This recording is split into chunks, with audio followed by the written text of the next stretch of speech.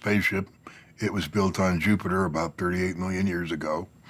And between the time it was built and 15,000 years ago, it's been touring around our solar system. Our solar system, we're told by NASA there's 9 planets. There's actually 40. There's the Earth plus 39.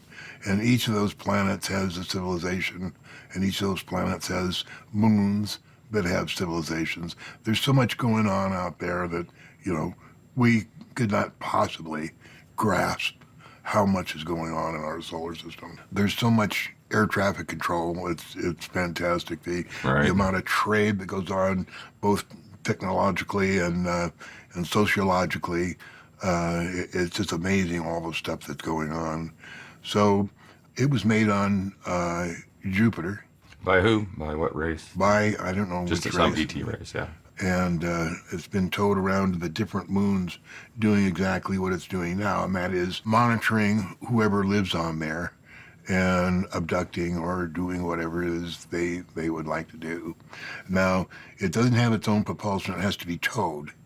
And our moon was towed into its orbit now about 15,000 years ago, just after the Ice Age, the last Ice Age.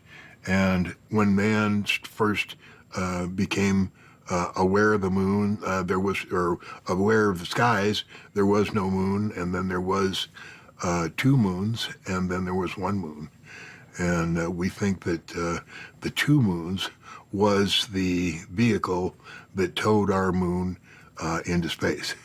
There's a guy named Norman Berggren who's passed away now, very knowledgeable, had so many degrees and works with so many of our aerospace companies doing different things. He lived in Los Altos Hills, which was south of San Francisco, and worked at Lockheed, retired in 1986, and got a hold of some of the Voyager photos of Saturn's rings. And he wrote The Ringmakers of Saturn. Right. Is that about the fuel coming out in the rings? Yeah. The spaceship. The spaceship, yeah. There's 3 of them that he saw. Mm-hmm. And one of the biggest is 30,000 miles long and 2,400 miles in diameter. Anyway, I thought it'd be really nice to meet this guy, and I wrote him, and I just happened to be going to the UFO conference in San Jose in 2005. And I went by his house, met him, and we became friends, very good friends over the years. Unfortunately, he passed away a couple of years ago, but in the back part of The Ringmakers of Saturn, he discussed how the moon was towed into its orbit and his proof. And his proof is that Mare Orientale, one of the craters on the back, is not actually a crater, but it's a place. It has concentric rings, right. And he thinks that's where they grabbed onto it. And he proposed that an EMV, electromagnetic vehicle, towed it into place. I said, where do you think it is now? And he said, I think they parked it on the far side until they're ready to use it again. So I started looking for it and found it immediately on the crater Tsiolkovsky. And Tsiolkovsky is on the far side. It has a very interesting history. NASA has airbrushed, completely changed the character of that crater 8 times. And, it's absolutely for sure that is the electromagnetic vehicle that towed the moon into orbit. We wanted to go to the moon forever, but we have this Van Allen belt, which is in place around the Earth. We sent 3 rockets into space. They all had Geiger counters. 2 of them worked and gave us the readings, tremendously high readings of radiation. No way could we penetrate it. And there's 2 belts, one that goes from 500 to like 10,000. And the other goes from 10,000 to 25,000. Very, very lethal. Just no way could mankind do that. So I talked to him about that also. And the moon has a civilization. There's humans that live up there. And of course, everybody says, oh, well, then we did go to the moon. Well, yeah, right. No. Well, that was my next question. We aren't the only humans in this universe, Well, are there any Earth humans there? Not that I don't know. I don't. They've picked up thousands of Earth humans and taken them there for visits. Right. One of whom was Howard Menger in 1956. Howard Menger wrote a book called From Outer Space to You. And when I read the book, I thought it was really great. Found out that not only he was invited up there, but there was a number of other people, scientists and other people with him. Was it the United States, or was it a group of different countries? Different countries were all grouped together, right? Right. Yeah. And they told him that they had been doing this for 100 years, taking people up. But of course, nobody wants to tell that story because nobody's going to believe it. And he became a advisor to the Pentagon when he got back because he knew so much about what was going on. They took him there for 2 weeks. First week is spent going into decompression because the breathable atmosphere is equal to about 15 to 18,000 feet here on Earth. And of course, if they were just to plop you down there, you would have a problem. Yeah. So what they do is gradually decompress them until they're used to that, and then they bring them down, and they take them all around the moon.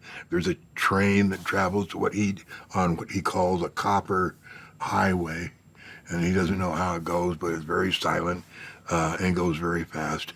When they go out in the desert, the train stopped, and they were allowed to stand out at high noon to see that it wasn't as hot as NASA says. Right. And just very nice people, very advanced, and like I say, they've taken thousands of people over the years. People don't say that, won't tell their story, because they know that they won't be believed. Yeah, no one's going to believe. One of which, the daytime sky, the color is saffron yellow. And I've heard about this, yeah. And I wrote to him and sent him 6 shades of saffron yellow and asked him to put an X on the shade closest to the daytime color. That's another reason why we didn't go to the moon, because NASA, all their photos are black skies. I know. I was going to talk about that. Yeah, what do you think about that? And how do they fake the whole... And like Chang 4, the Chinese just put up there. I wrote a couple of pages on what a ridiculous set of photos that was. You know, they've got shadows going every which way on it. Of course, all these pictures from the ISS and from satellites never have stars in the background either.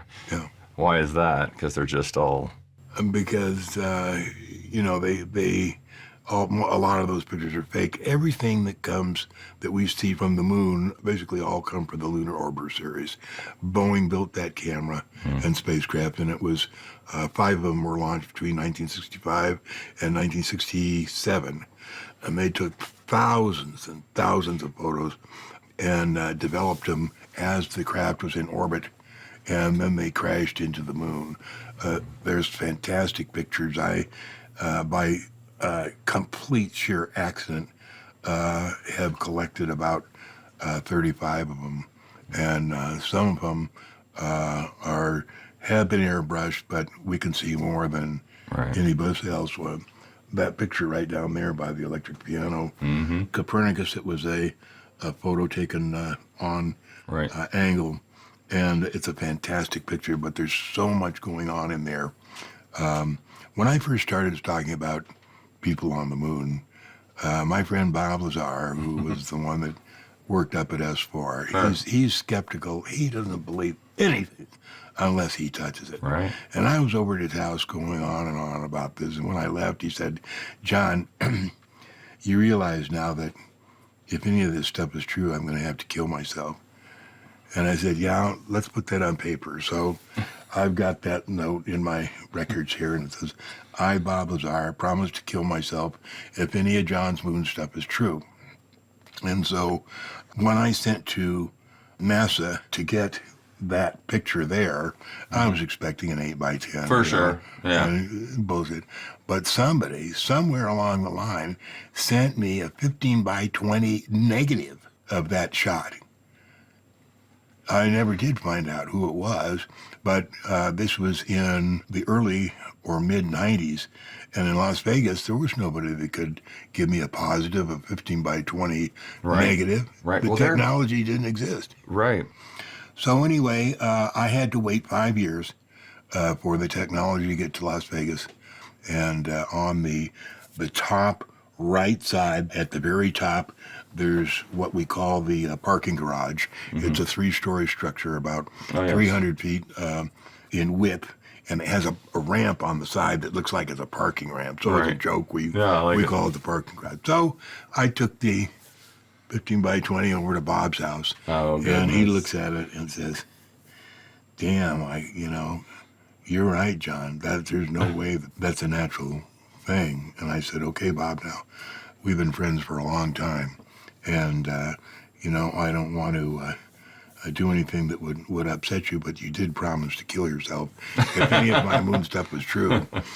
And he said, "Well, how can I get out of it?" And I said, "Well, just take this piece of paper and write, 'I, Bob Lazar, in return for not having to kill myself, do readily admit that there was a building on the top part of Copernicus.'" What are they doing up there on that moon that They you've heard of? They farm, they do technological stuff, they build stuff, they trade the things that they produce with the other planets in our solar system. It's just, kind of like Earth, but they don't fight or, have any wars or anything or no social problems like that. Everything is organized, everybody gets along, and it's just a really, really nice place. They welcome Earth people. They actually go down and get them, but they don't want to associate with them or try and change their ways. We're just the solar system morons. Yeah, And have to evolve on our own here. they send down spaceships from all the different planets to look at the morons. It's like a zoo. Boy, you're not going to believe Right. what we saw on Earth today. There's a war going on. They sit there. So on the moon, there are humans. Yeah. Because in my work, I've seen so many human ETs. They're just, they're off, the DNA is just off a little bit. But they look just like us. Right. They're just like us. Exactly. Right. And who are these humans, and how long have they been there? Is this just an ongoing project? Well, as I told you, the people that made us made a billion other civilizations of humans on different planets. John, what do you know about the Germans and the moon? It's a possibility that they went. They did have help from ET. Yes. They definitely had saucers. I think they were probably one of the first to actually hook up with extraterrestrials. Yeah, they got help, but apparently there's people say that they lost the war but won the peace. And the reason they say that is because they started with Operation Paperclip, which the Germans came over just before the end of the war, knew we were trying to build an atomic bomb. They had their own bomb, but they didn't have the initiator and all the other stuff to get it going. So they came over to us because they knew that we had everything else but the plutonium. And they said, "We'll give you the plutonium we have so you can bomb Japan. All we ask is that you permit 5,000 Nazis citizenship after World War II." And that's how the CIA got infiltrated by... That became Operation Paperclip, and it was run by John Foster Dulles, who was Secretary of State, Allen Dulles, his brother, who was head of the CIA, and Eleanor Dulles, their sister, who was head of the Berlin desk for the U.S. And they funneled these 8,000 or 5,000 people, and probably more, gave them citizenship, and they began to infiltrate into the United States, took over NACA, which became NASA, and the only actual American that was ever in NASA was the administrator. Well, as soon as Wernher von Braun came in, they took all the American scientists that get out. The story was that as these 5,000 Nazis are being infiltrated, Hitler didn't commit suicide. At the end of World War II, Hitler first went to Spain and then to Argentina, and then somehow eventually ended up in the United States. Was he in Antarctica too? Yeah, he did go to Antarctica. I'm not sure what he found, probably the same as us. We're just told to get out. Hitler died in the United States, I believe at the Mayo Clinic in 1968. But up until that time, he was running the Nazi infiltration of the United States, which included Bell Helicopter, and was the reason for the Vietnam War, was the only reason They faked the Gulf of Tonkin incident, which never happened. It Right. was all bullshit. And had their own space command agenda, starting with ripping off Mercury and Gemini, which most of those flights didn't go, and then Apollo, and the whole program for $40 billion, which was the money they used to start their own space command, and it was based at Kwajalein. Why have we not returned back to space? We never went, Emery. We never went. The Apollo missions didn't even orbit the moon. That was all faked. It was a tremendously technological way they did it, but there's no possible way that the Apollo missions could have gone. Now, we see the pictures that the astronauts sent back.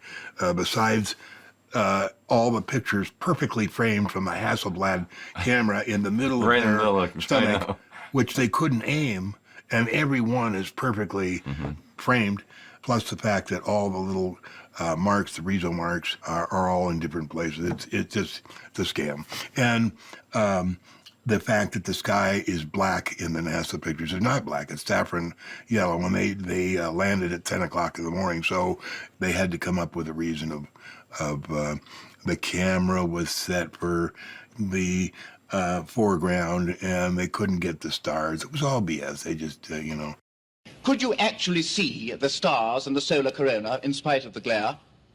We were never able to see stars from the lunar surface or on the daylight side of the moon by eye without looking through the optics. I don't recall during the period of time that we were photographing the solar corona what stars we could see.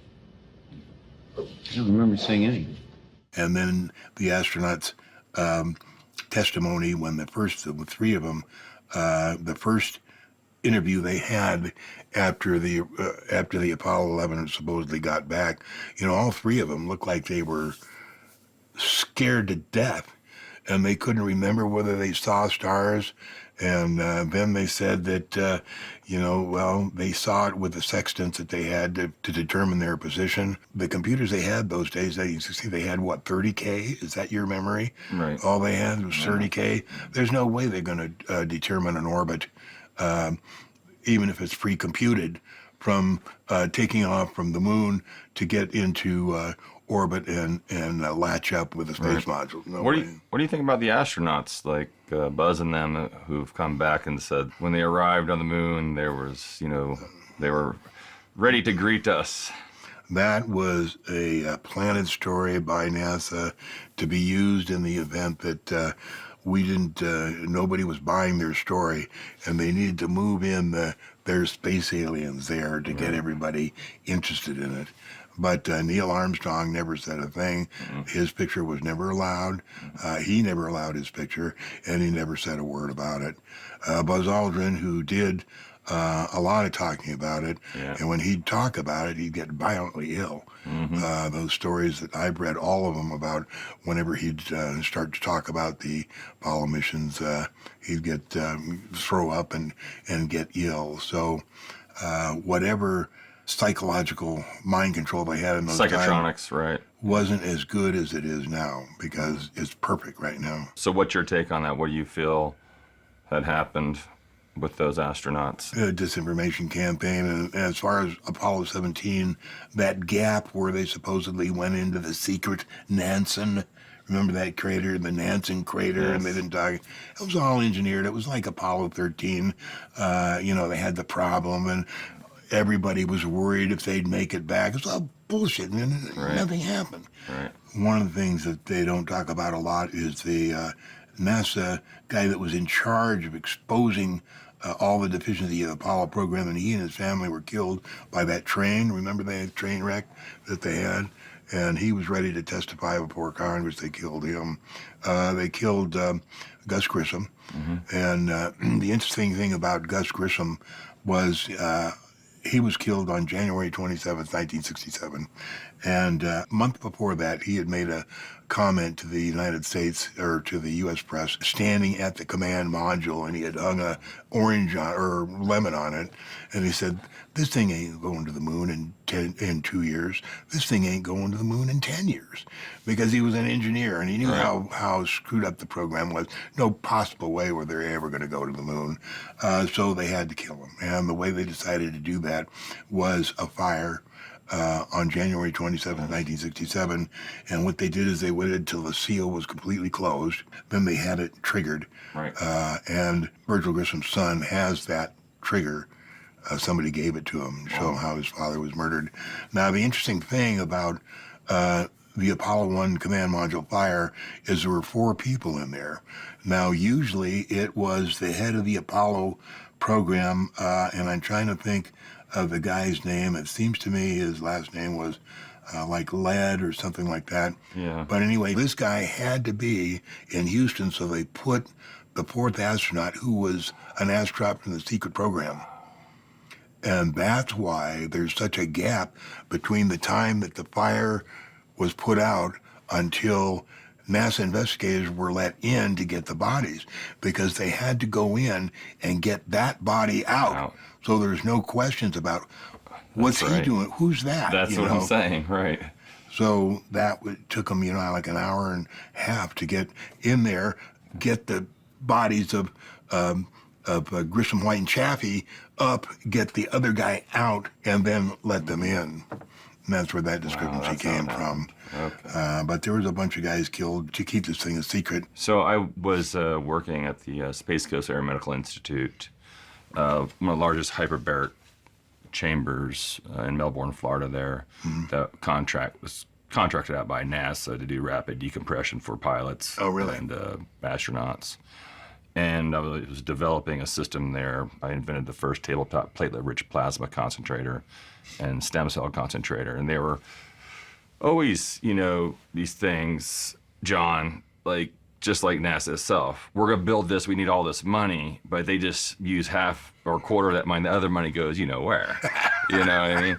So they were telling me, well, since you invented this, we want you to go up, in the shuttle. We want you to go to the space station, try this out, because, we believe this will keep the muscle mass, and we're trying to figure out how to keep the body from breaking down from deep space exploration. There was a big budget cut right about that time. It had to be Clinton. And remember that big budget? He just cut NASA right off. Yeah.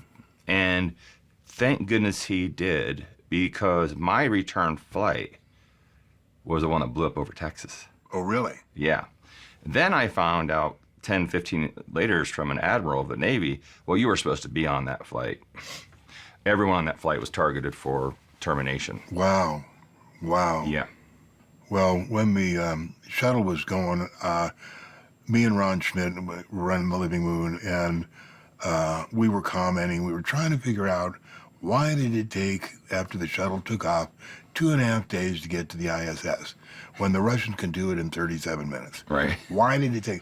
And the chief disinformation agent for NASA, he always had the answer to everything, and told us, well, obviously you guys don't know anything about orbital mechanics. It's just pure bullshit. But what we noticed was that the Russians always launched a Vostok on the same day that we launched a shuttle. And we couldn't figure that out. A Vostok towards the International Space Station. Then we started to get the manifests from the Vostok. And it was fruit and vegetables and food and stuff way more than they would have needed on the International Space Station. Right. Then the shuttles get to the International Space Station, and they open the hatch, and there's only 25% of the space used. So then we started backtracking, well, they're taking stuff up, but where's it going? It was all going to the stuff that the Navy had in orbit. The 13 DEWs, the foundries, they have 2 foundries up there making the D.D. And as you know, the D.D is the hull plate material for submarines and aircraft carriers that is lighter than titanium, stronger than titanium, and with a small electrical charge is able to keep the water from 5 to 7 centimeters away from the hull, which means they can go with no drag. Yep, no drag. And, the equation for hull-based boats is 1.34 times the square root of the water line, which works out to be about 45 knots, which is all they say, you know. And last year when they launched several of the Block T or Block 2 submarines that are coming online now, then they would say, we have some tremendous new technology in here, but they didn't bother telling the public what it was. So on my Facebook, I told them there's 3 parts of the technology. Number 1, they use fusion engines instead of fission, which is 1/10 the weight and 10 times the power, and they can use 2 or 3 instead of, in place of having a fission engine.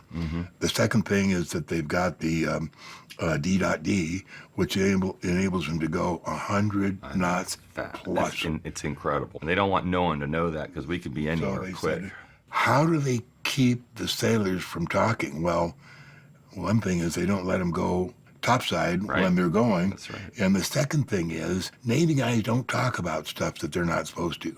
They knew too many guys that have gotten into trouble. So when they happen to get to some place 10 times faster normally, they're not going to go up to the commander and say, hey, something doesn't fit here right here, you know. If they want a job, they're going to keep their mouth shut. That's how they keep it secret. The third thing was the prop jet that they used, and that's the propulsion system that drives the propeller that's quieter and more powerful. No, and they've hooked those up to the new battleships too. Now. Absolutely. And that D.D is made in the foundries that the U.S. Navy has because it's got to be made in Vacuum. a I vacuum. think it has to be made in the vacuum. And the way they bring it down is about 10 years ago, a friend of mine named Miles Johnson sent me a picture. He worked on towers in Scotland, and he happened to be on the top of one of these towers at sunset and saw this thing fly over. No and that way. picture, look at that picture Oh, behind my you, goodness. way up there.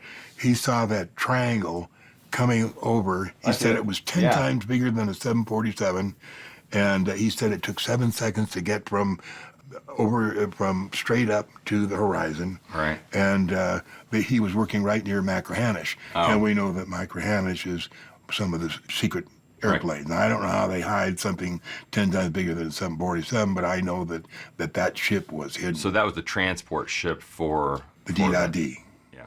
the Yeah, big that- plate.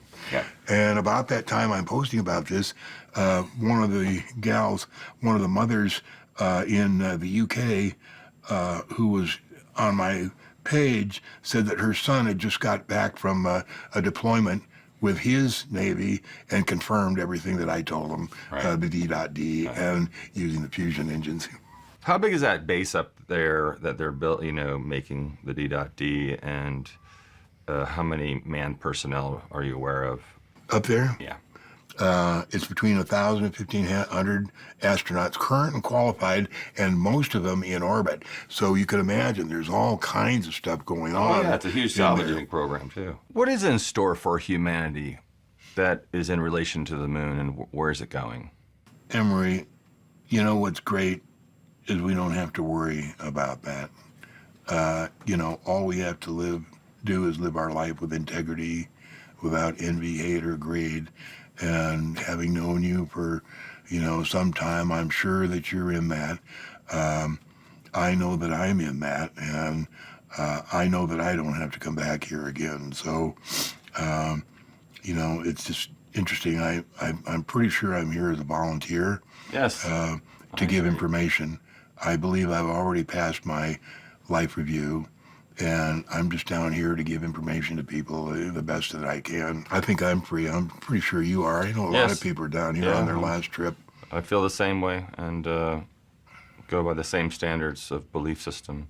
Thank you, John. It was always a pleasure to be here with you, and we'll be talking soon. Looking forward to it. Take it easy, Emery. Thank you.